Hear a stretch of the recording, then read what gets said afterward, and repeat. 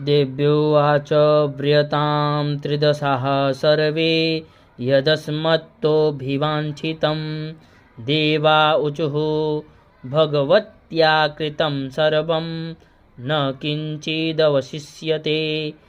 यदयं निहतः शत्रुरस्माकं महिषासुरः यदि चापि वरो देयस्त्वयास्माकं महेश्वरी। संस्मृता त्वं नो हिंसेथाः परमापदः।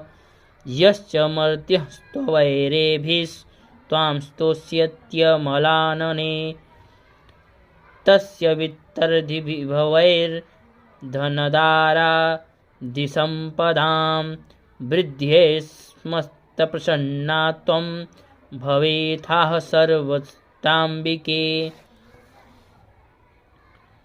ऋषिर्वाच इति प्रसादिता देवैर्जगतोऽर्थे तथात्मनः।